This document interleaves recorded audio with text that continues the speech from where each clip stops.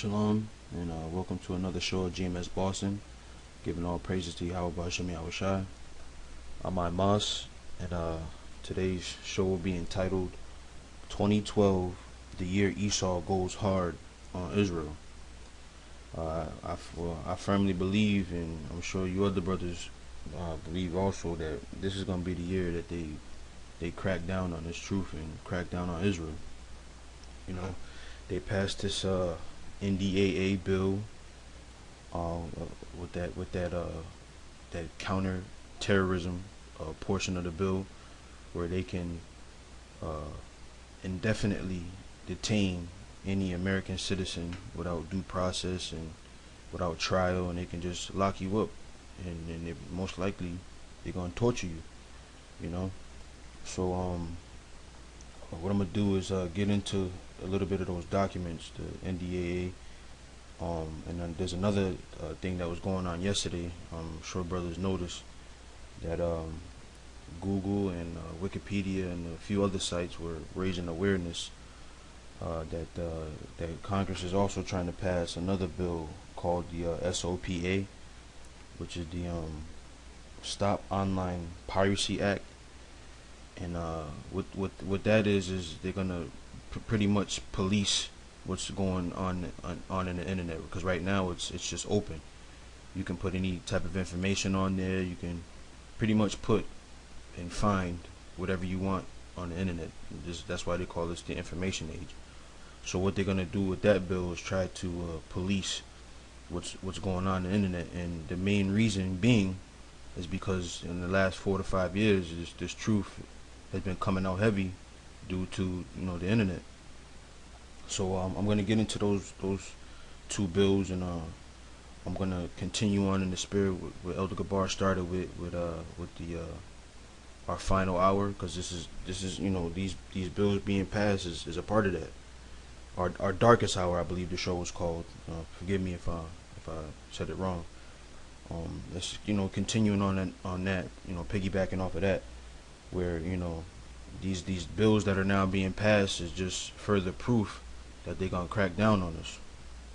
Now, when I'm thinking about it, I want to go to Revelations 12 and 12.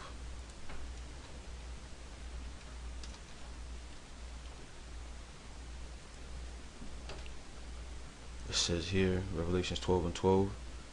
Therefore rejoice ye heavens, and ye that dwell in them. Woe to the inhabitants of the earth and of the sea, for the devil is come down unto you, having great wrath, because he knoweth that he have but a short time. So this devil, Esau, the so-called white man, his time is almost up. So now what he's gonna do, he's gonna crack down on people, man. He's gonna show his horns. So that's what he's doing with this legislation that he's passing. And all he's doing is legalizing the ass whooping that he's trying to put on Israel. That's all he does with this legislation. He's legalizing it. So I'm get into these two bills here, and I got another couple of documents, and of course I'm going to hit the scriptures a little bit, and then hopefully the point gets across that it's time for us to tighten up and get right with the Most High, and to build our faith, because we getting close to this thing, man. We on the home stretch. I mean, me personally, when I got into the truth. When you're young in it, you think you're gonna go out there for a couple weeks and then the missiles are gonna come. But now that we seeing all these prophecies coming to pass, now I know that things weren't in place. But now everything is, the Most High is setting everything up in place. And these things are just the start of it. So I'm gonna get into these documents, and hit some scriptures, and then hopefully the point gets across. All right, so I'm gonna start with the the actual, that's not it. Let's see if I can find it. This is it right here. This is a copy of the national damn, I'm forgetting the name of it. The NDAA, the Authorization Act for that this bill that they just passed. The name is slipping me for whatever reason. Okay, whatever. But I got the copy of it here, and this is subtitle D, entitled Counterterrorism. It says section 1021, affirmation of authority of the armed forces of the United States to detain covered persons pursuant to the authorization for use of military force.